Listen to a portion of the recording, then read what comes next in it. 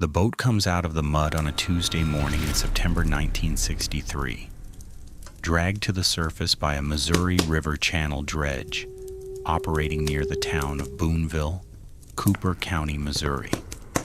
The dredge pulls it up in two pieces, the hull split lengthwise by a century of hydrostatic pressure and sediment compaction, and deposits it on the riverbank with the morning's other recovered debris. Most days the dredge finds industrial material, twisted rebar, automobile chassis, the corroded remains of bridges that collapsed or were decommissioned decades ago. Occasionally it finds something older. This is older. The crew chief, a man named Vernon Pruitt, who has worked Missouri River dredge operations for 22 years, walks over to the two hull fragments and crouches beside them, looking without touching. He has pulled enough riverbed material to recognize the difference between a manufactured object and a hand-built one. This is hand-built. The planking is white oak, cut with a pit saw rather than a mill blade. The joinery is wooden pinned, not nailed. He estimates the boat at somewhere between 80 and 120 years old. He calls for the fragments to be set aside. He calls the University of Missouri's Archaeology Department at Columbia, 30 miles east, that afternoon. A graduate student logs the call. It reaches a 34-year-old river archaeology researcher named James Weatherly the following morning. He is in the middle of a semester. He does not visit the Boonville site until the following Saturday, when he examines the two hull fragments on a work table in a Cooper County Highway Department storage shed under a portable lamp with a set of measuring calipers. The boat is a flatboat, a flat-bottomed river crossing craft, the kind used on Missouri River tributary crossings since before Missouri statehood in 1821. It measures approximately 28 feet in length and 9 feet in beam, large enough to carry 4 horses or a loaded farm wagon, small enough to be worked by a single operator using a setting pole on a crossing, no wider than 150 feet. Based on wood decay patterns and joinery style, Weatherly estimates construction between 1838 and 1848. The boat shows heavy wear, consistent with decades of commercial use. He notes the construction method. He photographs the joinery. He packs his equipment at 4 in the afternoon and drives back to Columbia. On that first Saturday, he does not notice the notches. He is focused on the wood, the technique, the period. The notches are on the interior face of the port gunwale, the upper edge of the left side hull plank, running the full length of the boat along its inside. In the flat light of a highway department shed on a September morning, they look like nothing. He comes back 3 weeks later. On a Thursday afternoon, with a raking lamp held at a low angle to the wood grain, the shadows appear. 66 cuts in a row, each one exactly the same. Solomon Webb was born free in Woodford County, Kentucky in 1812, the son of a manumitted black woman named Clara Webb, who had been freed by her enslaver's will in 1806. Clara Webb's freedom was documented. Her son's freedom was documented through her. But documentation in antebellum Kentucky and then in antebellum Missouri was not the same thing as protection.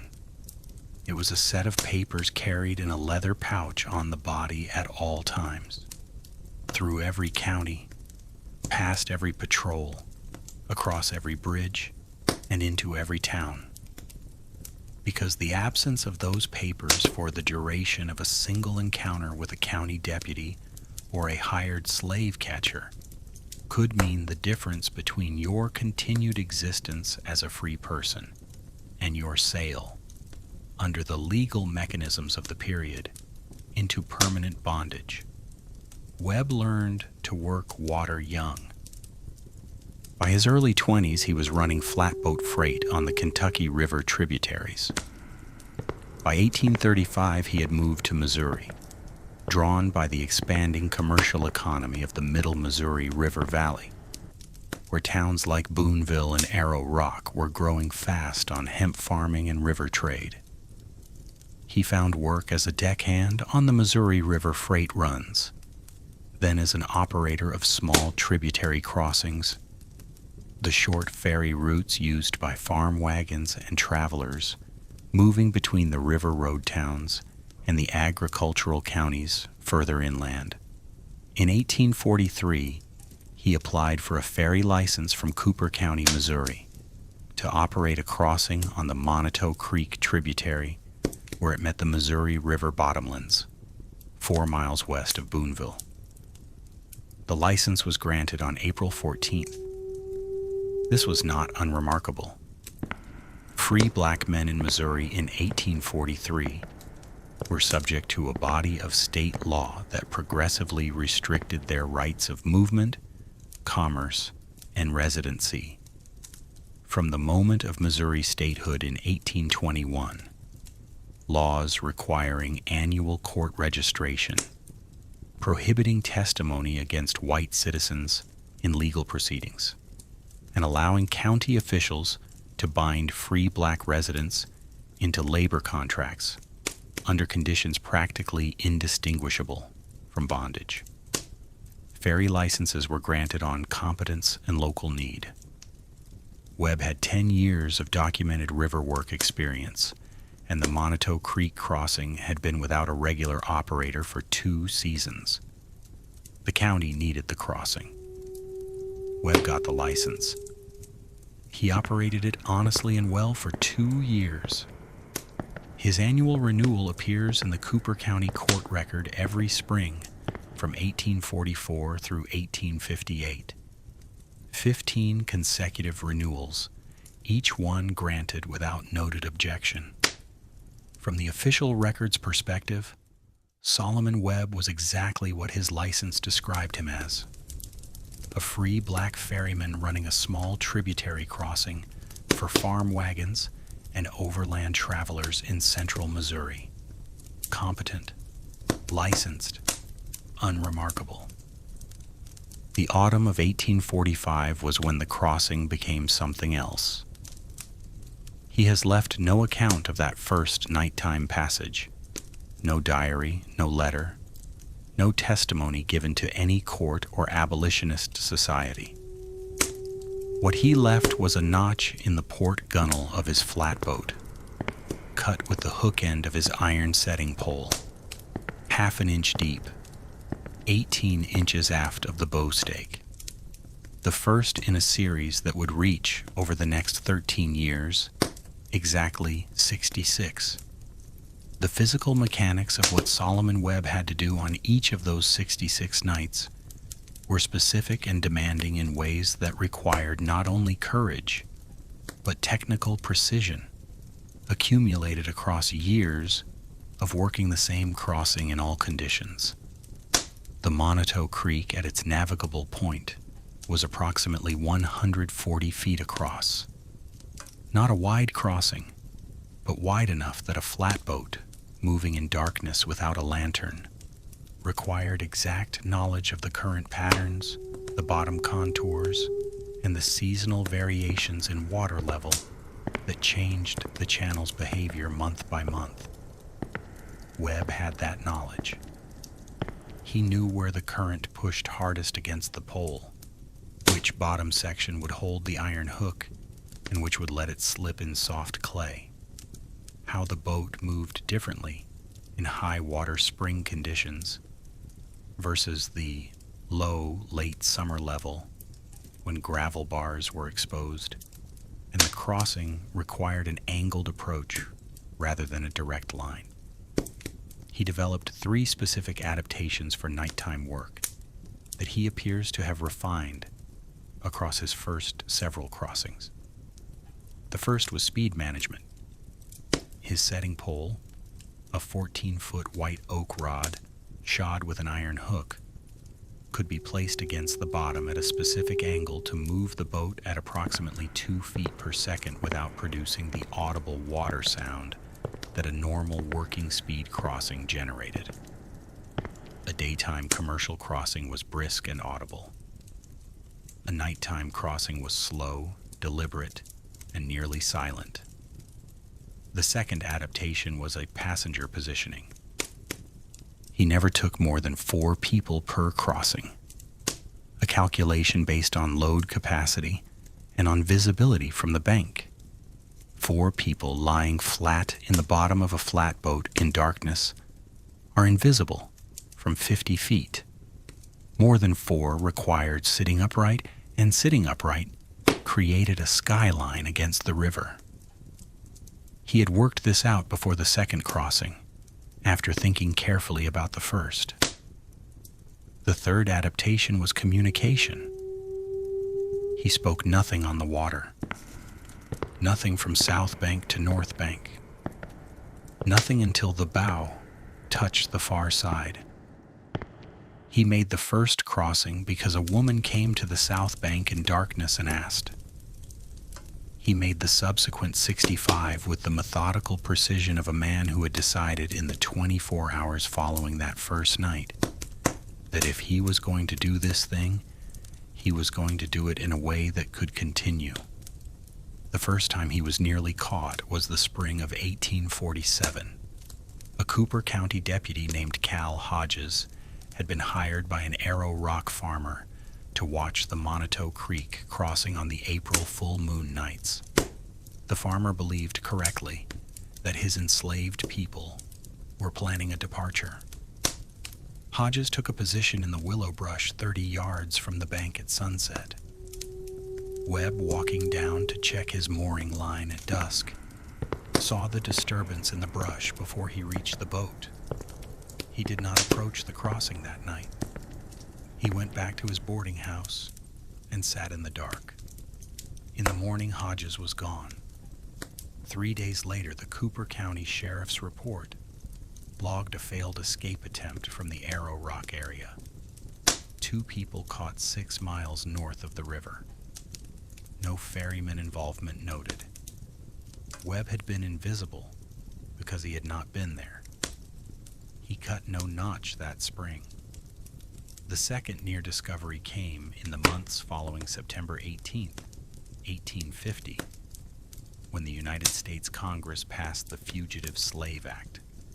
The act changed the legal environment in which Webb operated in a specific and total way. Under its provisions, any person who assisted, harbored, concealed, or transported a freedom seeker was subject to a $1,000 fine, 6 months imprisonment, and civil liability to the enslaver for the full assessed value of the person assisted. The act suspended the right to a jury trial for the accused. It prohibited the testimony of the freedom seeker as evidence. It deputized all federal marshals and commissioners to enforce its provisions anywhere in the country, including in free states. For a free black ferryman in a Missouri slave county, named and charged, the act left no effective legal defense in any jurisdiction he was likely to reach. Webb made no crossings from November 1850 through March 1851. 4 months. He operated the daytime ferry. He renewed his county license in April 1851. And then, on a moonless April night, he walked back down to the south bank. He had made a decision. He had made it during 4 months of sitting in his boarding house in the evenings. He had made it the way a man makes a decision that he knows will probably end badly, but that he cannot not make, because the alternative is a different kind of ending. The kind that comes from having been present at the crossing of a river in the dark for 5 years and understanding exactly what the river separates and what the cost of that separation is in human terms. In April 1851, he went back. He cut the 23rd notch. The notch system is the physical innovation at the center of this story, and it deserves precise examination because it explains how any of this survived at all. The notches occupy the interior face of the port gunwale, the upper edge of the left side hull plank, running from the stern end forward. In a working flatboat, the interior gunwale surface accumulates marks from constant contact with poles, freight, passengers, and the general abrasion of daily commercial use. It marks naturally. This is the key to what Webb created. Whether consciously designed or intuitively arrived at, the notch system is housed in the location where marks are most expected and therefore least examined. Each notch is cut to a consistent depth of 1/2 inch, with a width matching the blade of the iron hook at the base of his setting pole.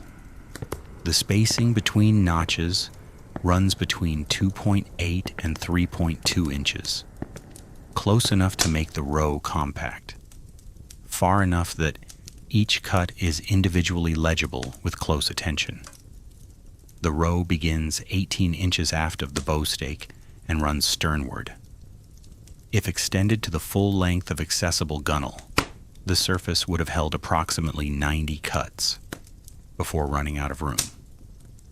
He used 66. What the system does not record is equally important as what it does. It does not record names. It does not record dates, descriptions, destinations, or the number of people per crossing. It records only crossings, a single mark per event, with no additional information of any kind. Webb appears to have understood or decided that any further information transformed the marks from plausible wear into legible record. A legible record found by a Cooper County deputy during a search of his boat was a death sentence. Not a metaphor, but a literal description of the probable outcome. A row of V-cuts on a working riverman's gunwale, surrounded by the incidental scoring of a decade of ordinary use, was nothing. It was the expected surface of a working boat. It was invisible because it looked exactly like what it concealed itself inside of. When Weatherly rakes his lamp across the gunwale on that October Thursday and sees the 66 cuts in their row, he does not yet understand what they are. He measures the spacing, he measures the depth, he photographs them with a raking flash. He writes in his field notes, 66 evenly spaced V-cuts, interior port gunwale, beginning 18 inches aft bow stake, consistent depth and width, too regular for wear, deliberate, purpose unknown. Purpose unknown. He sits with that notation for several weeks before he finds the ferry licensing record in the Cooper County Archive. Solomon Webb, free-colored, licensed to operate the Moniteau Creek Crossing, Cooper County, Missouri. Granted April 14, 1843. License renewed annually through 1858. No renewals recorded after 1858. Solomon Webb, licensed 1843. Last renewal 1858. Gone from the record entirely by 1860. And in the Cooper County Sheriff's annual fugitive reports for the same 15-year span. The standardized reports that tracked escape attempts across every waterway and road in the county. Exactly 3 crossing attempts documented on any tributary or channel in the entire county. 3. Against 66 notches in a row. Weatherly writes the name in his field notebook, underlines it, and looks at the photograph pinned above his desk. 3 out of 66. The gap between those two numbers is not a record-keeping discrepancy. It is a shape. It is the shape of what a systematic suppression looks like when you find the record that survived it. Weatherly's initial report to the University of Missouri Archaeology Department appears in December 1963. 4 pages, largely descriptive, careful in its conclusions. He documents the boat, the notches, the licensing record, and raises in the final paragraph the possibility that the 66 cuts may be connected to Underground Railroad activity. He notes the time period, the geography, and the statistical gap between 66 marks and 3 official records. He submits the report and waits. The department chair suggests he expand it for the Missouri Historical Review. Weatherly spends 6 months on the expanded version, 3 research trips to the Cooper County Archive, a consultation with a specialist in antebellum Missouri slave law at the University of Kansas, a spatial analysis mapping the Monoto Creek crossing's position against documented Underground Railroad routes in central Missouri.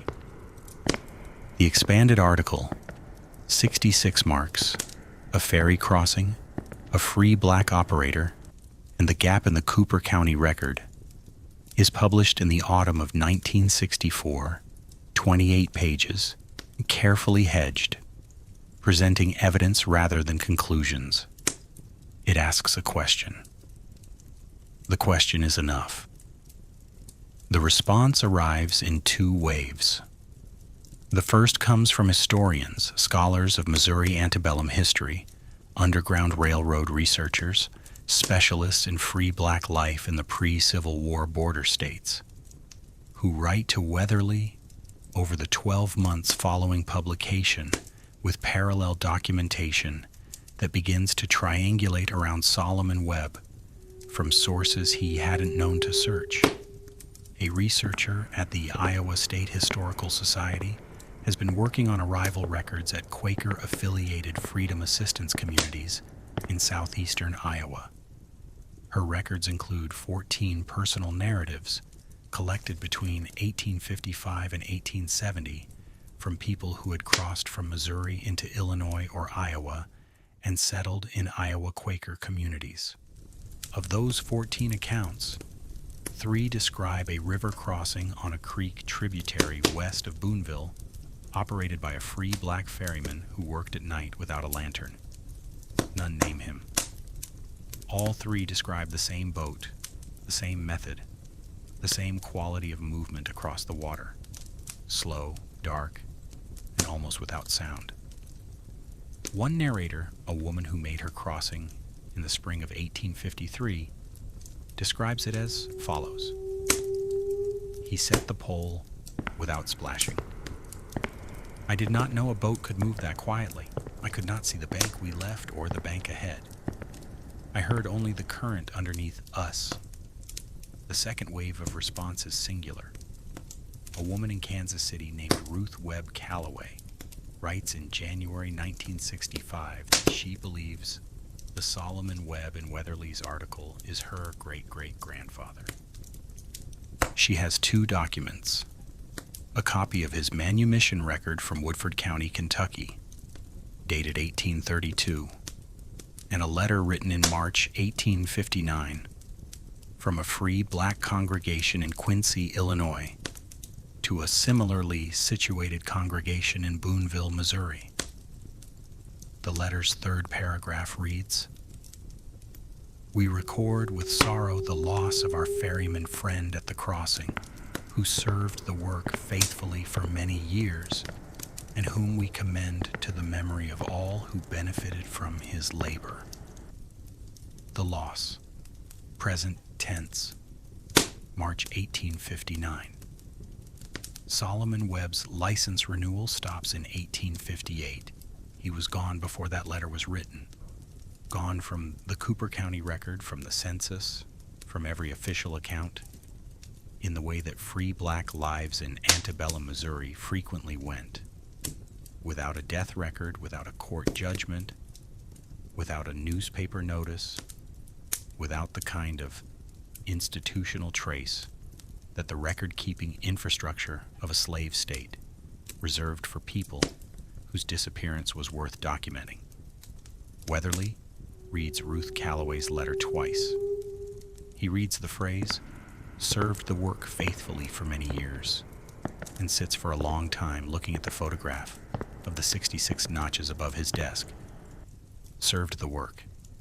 Many years. 66 marks in a line, half an inch deep each, cut in darkness and silence, in a location where they looked like where? In a boat that sank into the Missouri River mud and waited 102 years for a dredge crew to pull it out on a Tuesday morning. He had served the work, and nobody had recorded his name. The second wave arrived not from scholars, but from a retired attorney named Gerald Koss, president of the Cooper County Historical Society, who wrote to the University of Missouri's History Department in February 1965 to dispute Weatherly's central statistical argument. Koss's letter was precise and narrow. County sheriff escape records in antebellum Missouri were known to be incomplete by their nature, recording only attempts involving formal pursuit. Many crossings had simply gone unnoticed and unrecorded. The gap between 66 and 3, Koss argued, was therefore not evidence of suppression. It was evidence of an ordinary expected incompleteness in frontier record keeping. The argument was reasonable in a narrow technical sense.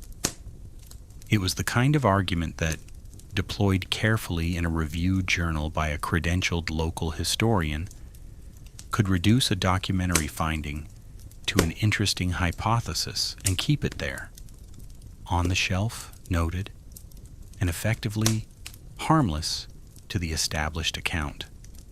Koss sent copies of the letter simultaneously to the Missouri Historical Review's editorial board and to the university's history department chair. Weatherly received his copy on a Thursday. He read it once. Then he called Ruth Calloway. He had one question for her, a question she had not expected. He asked her if she knew where Solomon Webb was buried. Because if the answer was a location in Missouri, if there was a grave, a church record, a congregation note that placed Solomon Webb on Missouri soil after 1858, it meant one thing. And if there was nothing, if he had vanished entirely without death record, without funeral notice, without any documentation of where a licensed ferryman who had operated the same crossing for 15 years had finally ended up here, it meant something else.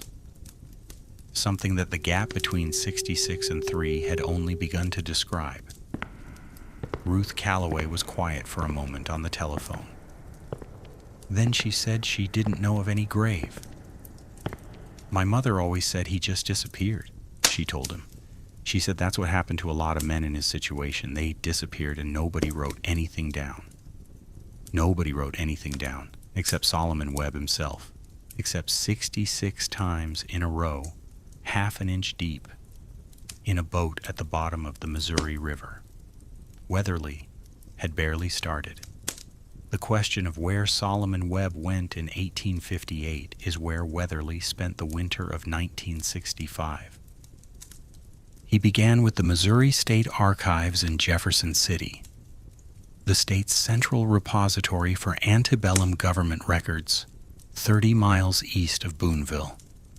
He requested every document filed under Webb's name across all state-level administrative categories: ferry licensing, court appearance records, free black registration rolls, bond compliance filings, and the annual county enumeration returns that Missouri required all free black residents to submit under the 1847 Free Negro Law.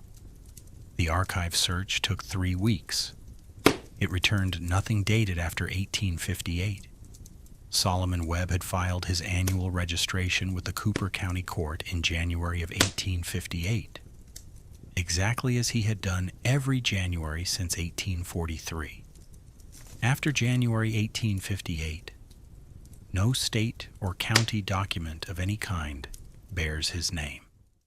Weatherly tried the Cooper County probate records next, working through the post-1858 estate filings at the Boonville courthouse with the assistance of the county records clerk. A man who operated a licensed ferry crossing for 15 years would have accumulated tools, a boat, possibly a boarding house claim or a small cash reserve, property that would appear in a probate proceeding if he died in the county.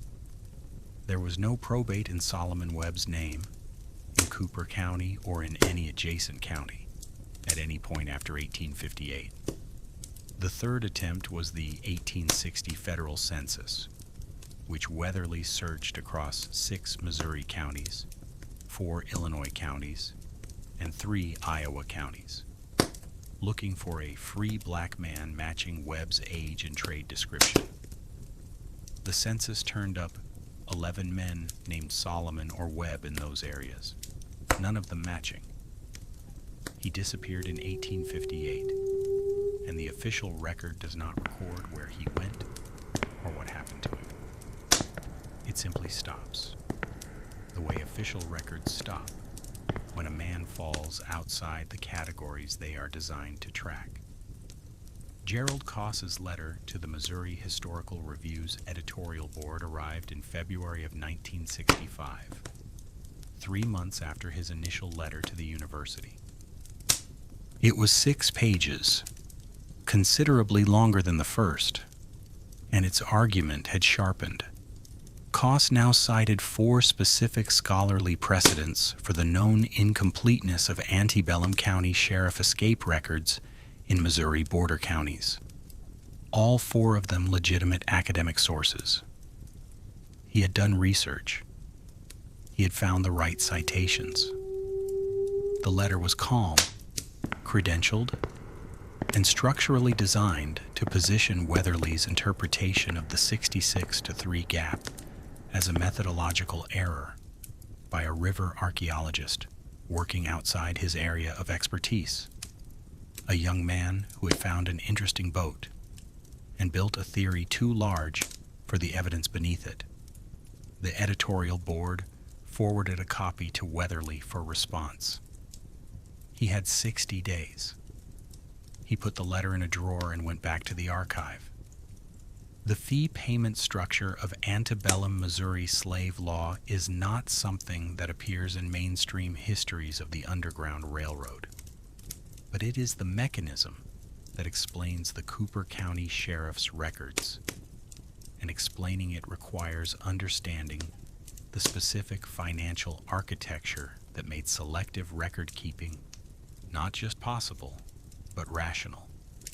Under Missouri statutes governing escaped slave recovery, county sheriffs received a standardized administrative fee for each officially logged escape attempt in their jurisdiction. $5 per documented case, plus a percentage of the recapture bounty paid by the enslaver if the person was recovered and returned. The recapture bounty varied by county and by the assessed value of the individual, typically between $50 and $300, of which the sheriff's office received between 10 and 15% for coordinating the recovery process. The documented escape attempt that resulted in successful recapture was, for the county sheriff's office, a revenue event. The documentation existed because it supported the payment claim. A crossing that succeeded, a freedom seeker who reached the North Bank unseen and continued north without triggering any pursuit, generated no fee, no recovery bounty, no payment of any kind. It generated, from the sheriff's financial perspective, nothing at all. There was no administrative mechanism in the Missouri statute that required a sheriff to log escape events he was unaware of. The recording obligation attached to attempts the sheriff's office knew about and was actively managing. Crossings that happened without the sheriff's knowledge were crossings that never needed to appear in any report. The 3 official crossing attempts in Cooper County's 1843 to 1858 record are not the 3 times people tried to cross. They are the 3 times people were caught before reaching Webb's Ferry by patrols or informants operating separately from anything Webb was doing, in circumstances where the county sheriff's office was involved in the recapture and therefore had both the knowledge and the financial incentive to file a report.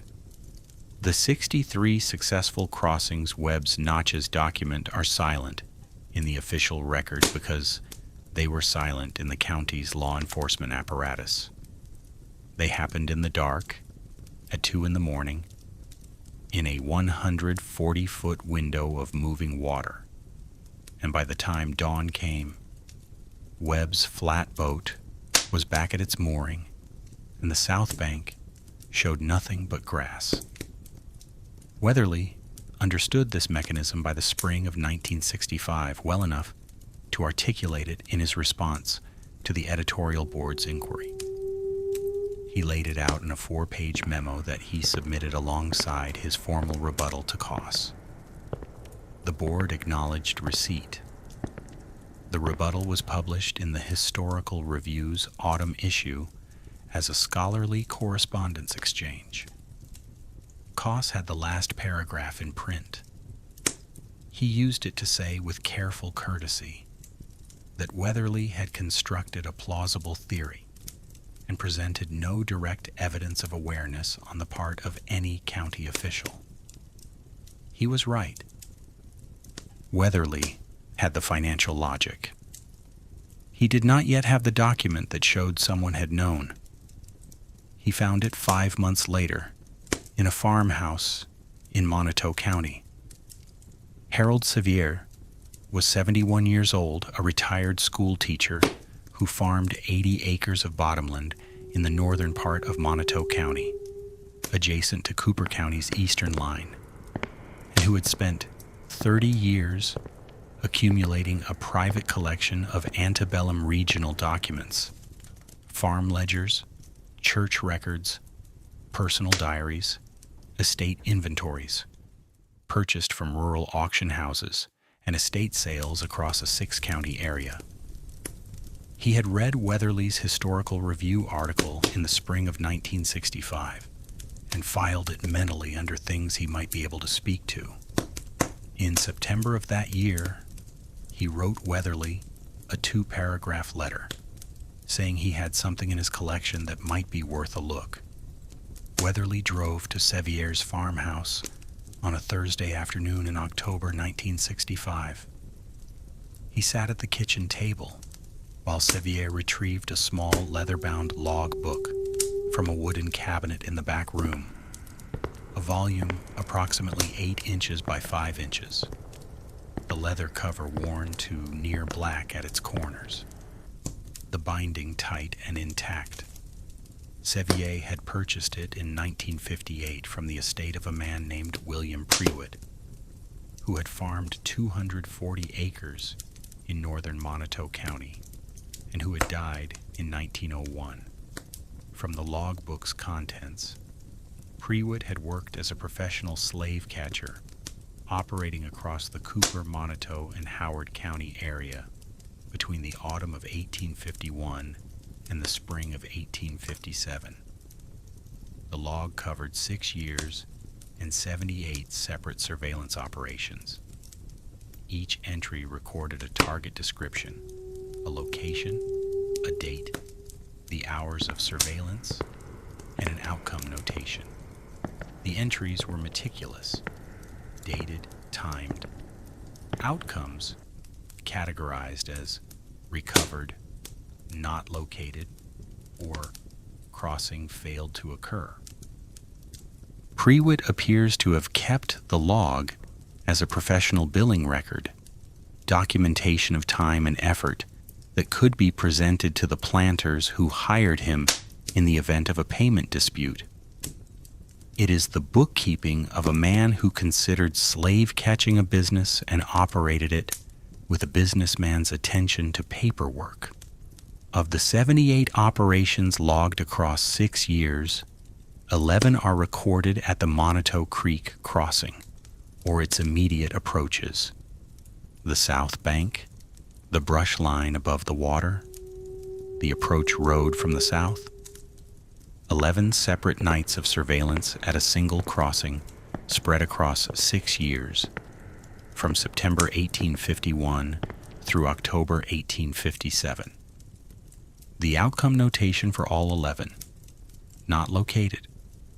0 arrests, 0 recoveries, 0 confirmed crossings observed. For a professional slave catcher billing planners for his time, 11 consecutive nights at a single location with 0 results is a record that requires explanation. Prewitt does not provide one in the main body of the entries, but in the margins of 5 of those 11 entries, written in a second hand, in a darker ink, at an angle slightly different from the original, are 5 marginal notations, each reading the same 6 words. He moved before I got there. Weatherly sat with the logbook at Harold Sevier's kitchen table for 3 hours without being hurried. He photographed every page. He measured the handwriting angle on the marginal notations against the main entries. The notations were clearly added after the original entries. The ink saturation was different, the pen pressure heavier, the letter forms slightly inconsistent with the main hand, as if written in a different physical state or at greater speed. He noted the dates of the 5 annotated entries: October 1851, April 1853, September 1853, February 1855, August 1857. Spread across 6 years, not clustered. 5 separate nights across 6 years of operations. He moved before I got there. Not, the crossing was empty. Not, I found no evidence of activity. He moved. Active verb. Specific subject. Someone, the ferryman, had moved before Prewitt arrived, which meant the ferryman had known Prewitt was coming. Weatherly spent the drive back to Columbia working through what the 5 notations required to be true. He moved before I got there describes Solomon Webb staying home on 5 specific nights when William Prewitt had planned to be at the crossing.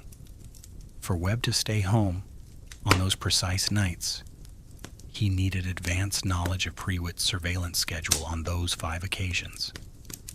That knowledge had to come from somewhere.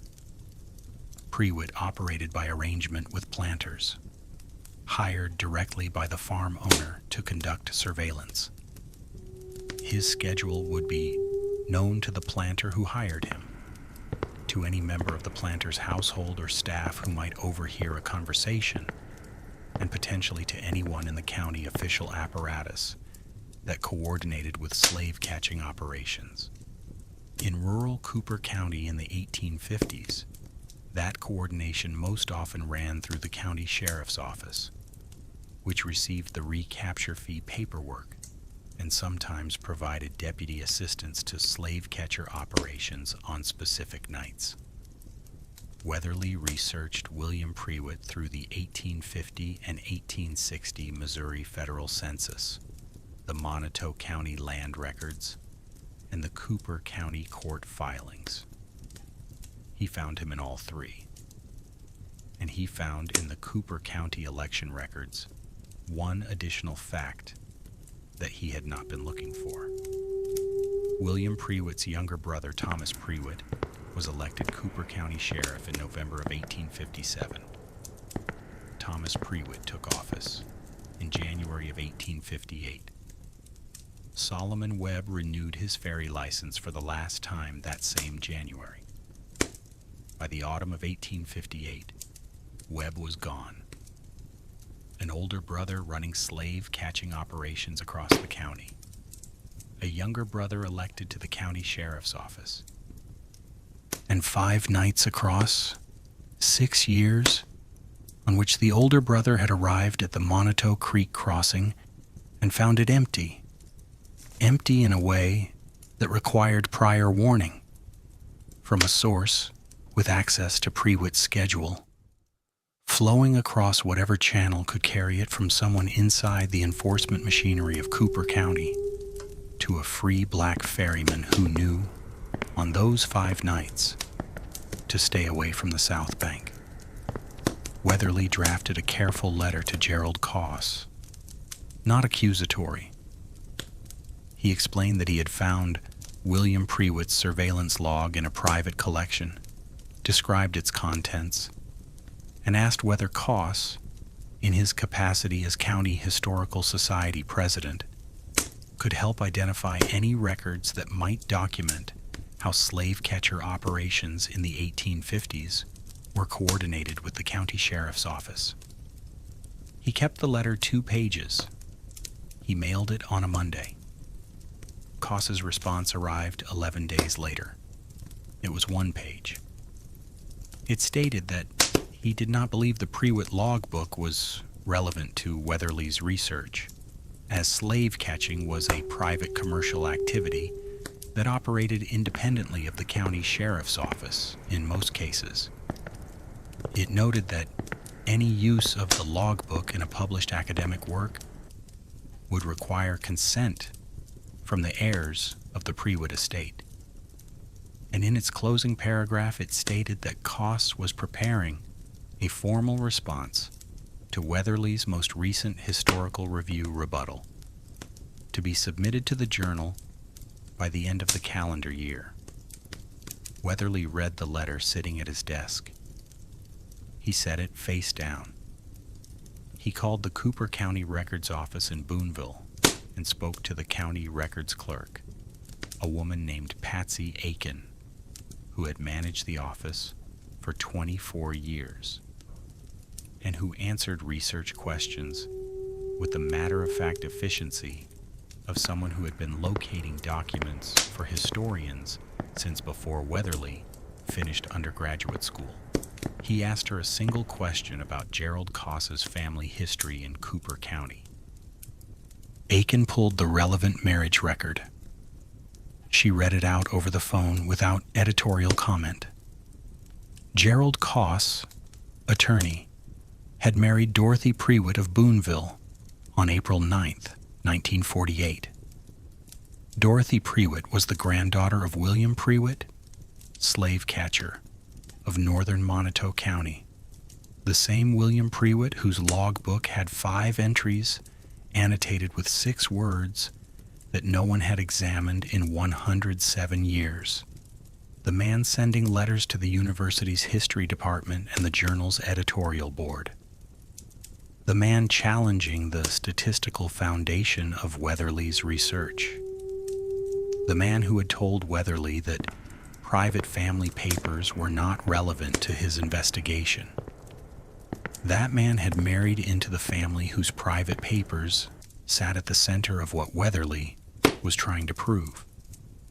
Weatherly sat with this information for 7 days before deciding what to do with it. He was 36 years old, a mid-career river archaeologist who had spent 2 years on what started as a recovered flatboat hull in a highway department shed. His tenure review at the university was 18 months away. His department chair had called him twice that semester to discuss, in careful administrative language, the volume of correspondence the university had been receiving from Cooper County regarding his research.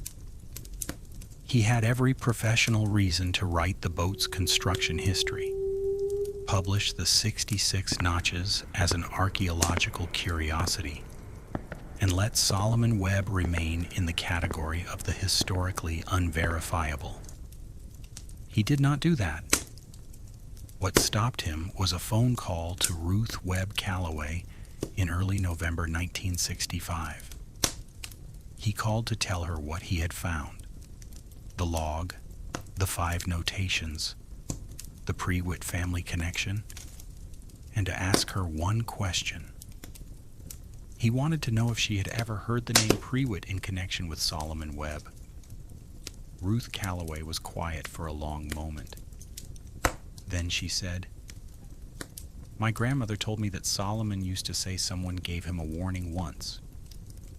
He never said who it was.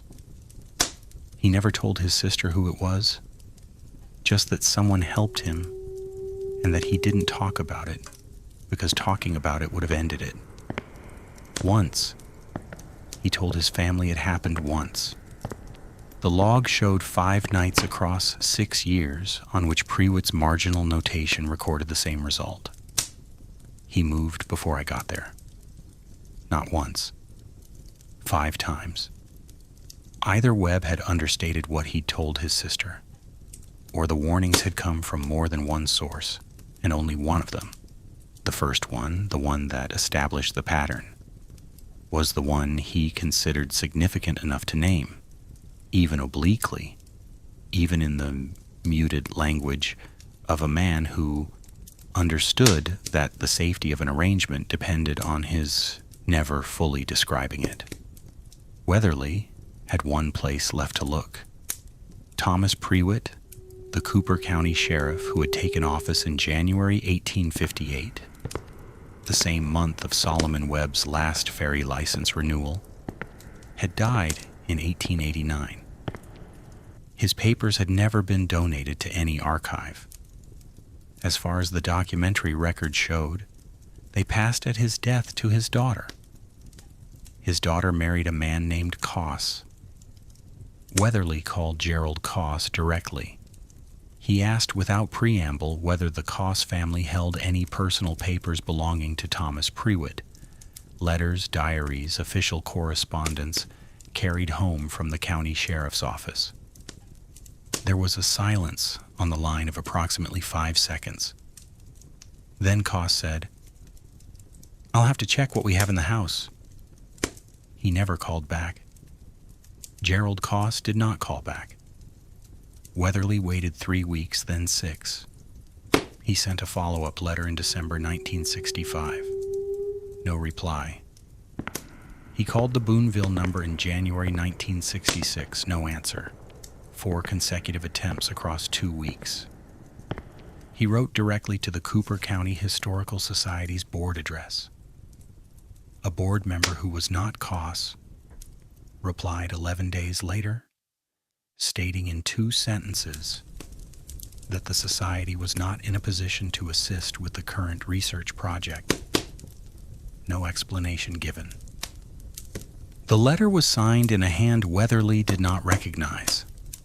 The Thomas Prewitt papers were inside a house in Boonville, possibly inside a cabinet or a chest or a closet, and the man who controlled access to that house had stopped responding to any form of contact. Weatherly had no legal mechanism to compel the paper's production. He had no institutional leverage Koss was obligated to respect. He had a surveillance log with 5 marginal notations written in a second hand, a financial motive he could demonstrate theoretically, and a family connection he could prove through a marriage record. None of it was the document that mattered. He tried a different approach through the winter of 1966. William Prewitt's surveillance log named 11 planters across its 6-year record, by initial and partial name, in the way a professional keeps billable records for clients he knows personally and doesn't need to identify in full. Weatherly spent 3 months in early 1966 tracing those partial names through Cooper County land records and the 1870 and 1880 Missouri Census returns. He identified 4 probable descendants still living in the area. He wrote to all 4. He received 3 non-responses and 1 polite reply from a farmer outside Boonville who said he knew nothing about his grandfather's antebellum business arrangements and wished Weatherly well with his research. 4 four walls. The research had reached the specific kind of impasse that only an unexpected document can break, and unexpected documents do not arrive on schedule. This one arrived in October of 1966, mailed from St. Louis by a doctoral student Weatherly had never met. Carol Atchison was a 27-year-old history doctoral candidate at Washington University, working on the Bureau of Refugees, Freedmen, and Abandoned Lands. The federal agency established in March 1865 to assist freed people and Union refugees in the immediate aftermath of the Civil War. The Bureau had conducted, among its many functions, a series of field interviews with free black people who had assisted freedom seekers before the war, a documentation project intended to preserve the history of Underground Railroad activity from the perspective of its black participants, who were almost entirely absent from the white abolitionist organizational records that had dominated the written account for 80 years. Most of the completed Freedmen's Bureau interview transcripts had been archived at the National Archives in Washington. But a portion of the raw field notes, handwritten records taken by Bureau agents during interviews that were never formally written up and submitted, had been filed as general correspondence in the Bureau's Illinois District Office records. When the Bureau was dissolved in 1872, those records transferred to the Illinois State Archives in Springfield. For 94 years, they sat largely uncatalogued because no one had cataloged them, because undated raw field correspondence from a defunct federal agency ranked low on the priority list of every archivist who had managed the collection since 1872. Atchison was working through those notes in October 1966 when she found a 4-page handwritten record from the Bureau's Quincy field office, dated October 12, 1865. The interviewing agent was identified as Bureau Agent H.P. Nash. The subject was described as Solomon, formerly a ferryman in Missouri, currently residing in the employment of the First African Baptist Church of Quincy, Illinois. The top corner of the first page was marked in a different hand. Informal, not for submission. It had never been transcribed. It had been in the Illinois State Archives for 94 years. Atchison recognized the geography, Cooper County, Missouri, the Moniteau Creek crossing, from Weatherly's Historical Review article, which she had read the previous semester as background for her own project. She made a photocopy of all 4 pages.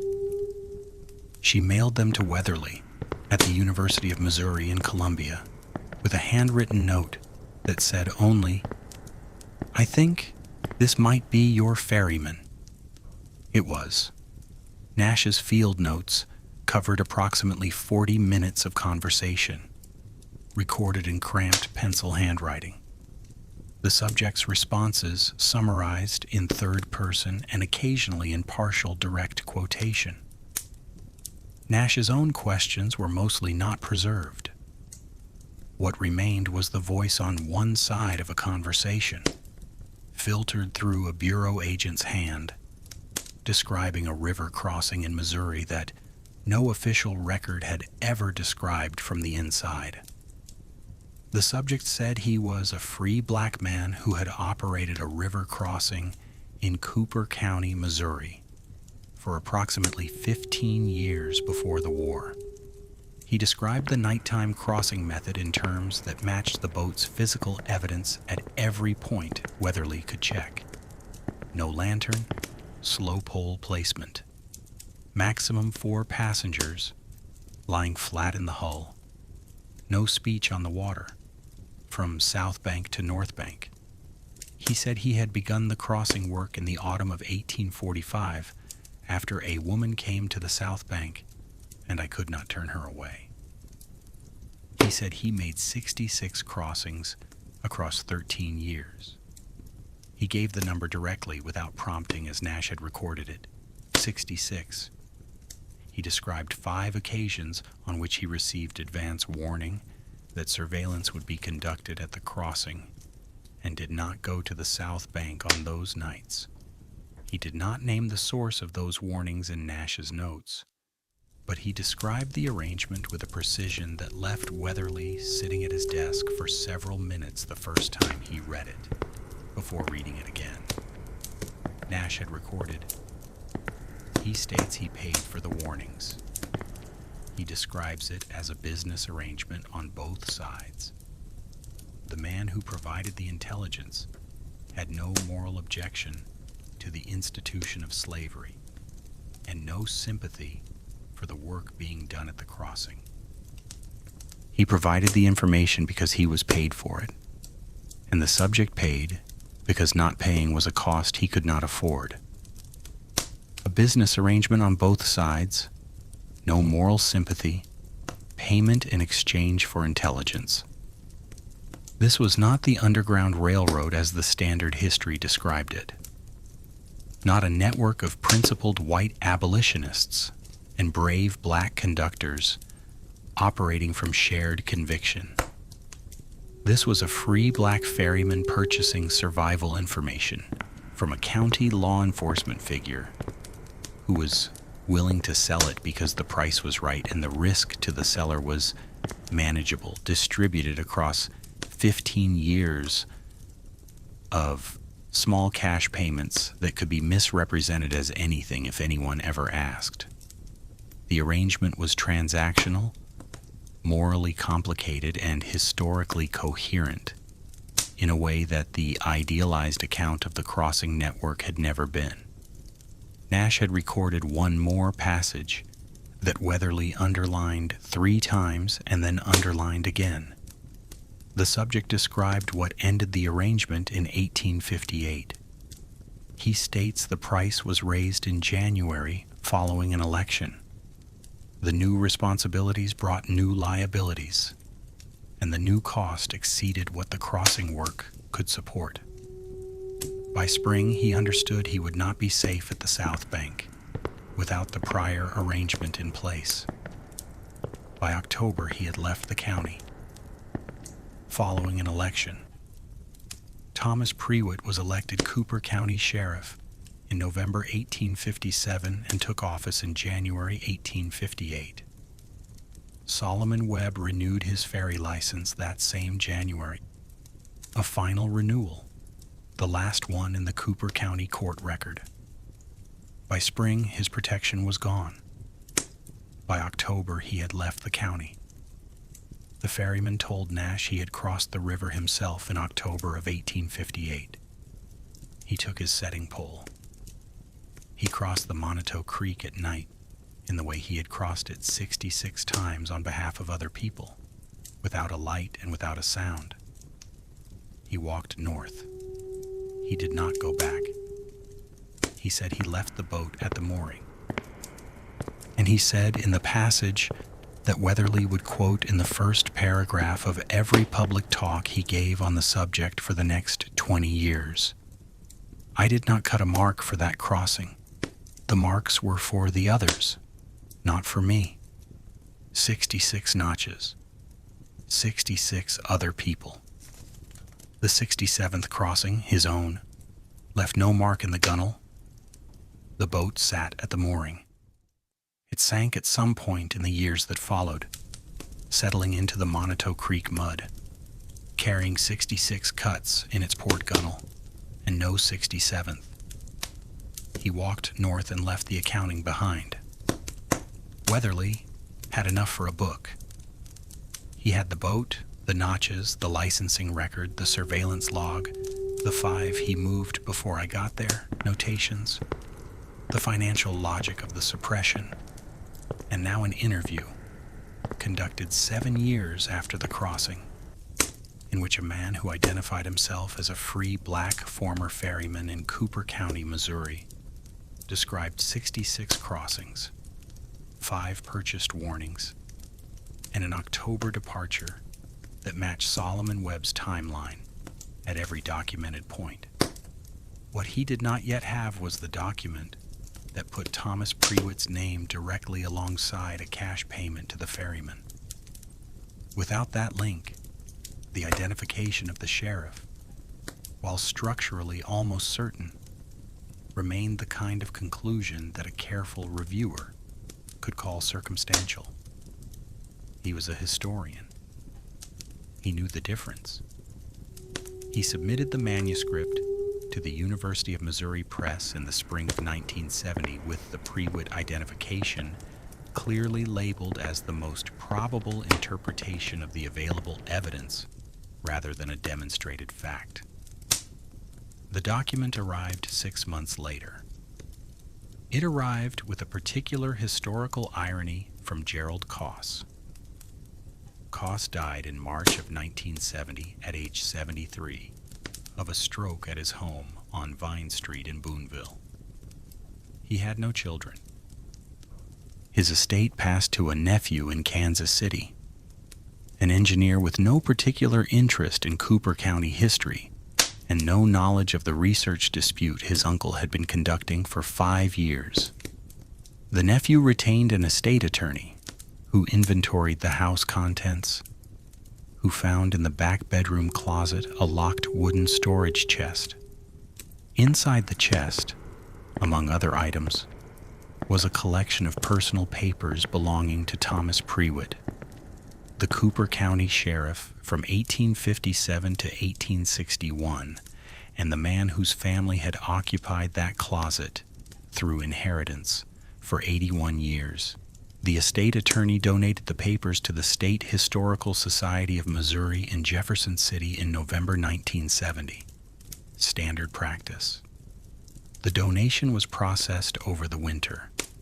A society archivist cataloging the Prewitt collection in February 1971 found inside a leather document wallet a small personal account ledger covering 1843 through 1858. Thomas Prewitt's private financial record for 15 years of his pre-election life as a Cooper County farmer and sometime deputy. The archivist called Weatherly on a Tuesday afternoon. Weatherly was between classes. He called back at 4 in the afternoon, and the archivist read him the relevant entries over the phone, and he wrote them down on a yellow legal pad and pencil, pressing hard enough to tear the paper in 2 places. Across 15 years, 1843 through 1858, the ledger recorded 47 separate cash receipts. Each was entered the same way, from the ferryman at the Monotow Creek crossing. The amounts ranged from $3 to $15. Some years had 4 or 5 entries, some had 1. They were irregular, spaced like the operational rhythm of a man paying for warnings when warnings were needed. Not on a fixed schedule, but on the schedule that the risk imposed. 47 payments, 15 years. The private account of the Cooper County deputy, and eventually the Cooper County sheriff, who had accepted cash from Solomon Webb in exchange for advance intelligence about his brother's surveillance schedule at the Monotow Creek crossing. The final entry in the ledger was dated November 3rd, 1858. It read, "Arrangement concluded. Ferryman departed the county." That was all. 5 words and a date. No judgment, no explanation, no record of whether Thomas Prewitt felt anything about the arrangement's end, whether he had known the ferryman was crossing himself that October, whether he had watched from a distance as Webb walked north, whether the ledger's final entry was written with relief or with something more complicated than that. The entry gave nothing away. It was the closing notation of a man who had kept a private account for 15 years and closed it with the same flat efficiency with which he had maintained it. Weatherly had his document. The University of Missouri Press had his manuscript. He called the press that week and asked to add 11 pages. The 66th notch, Solomon Webb, the Moniteau Creek crossing, and the economics of survival in antebellum Missouri, was published in the autumn of 1971, 113 years after Solomon Webb left Cooper County on an October night without a lantern and without a mark cut in the gunwale for himself. The book ran to 287 pages. It included full photographic documentation of the 66 notches, reproductions of William Prewitt's 5 annotated surveillance entries, the complete transcript of Nash's Quincy interview, and the relevant entries from Thomas Prewitt's financial ledger, ending with the November 3rd, 1858 notation in full. The title required a preface explanation, and Weatherly provided one. There was no 66th notch as a special case. 66 was the total count. The title referred to the absent 67th, the crossing that Webb made himself, the one he did not record, the one he explicitly told Nash he had not marked, because the marks were for the others and not for himself. The preface closed with a sentence that appeared in every substantial review the book received. The absent 67th is the only thing in this story he kept entirely for himself.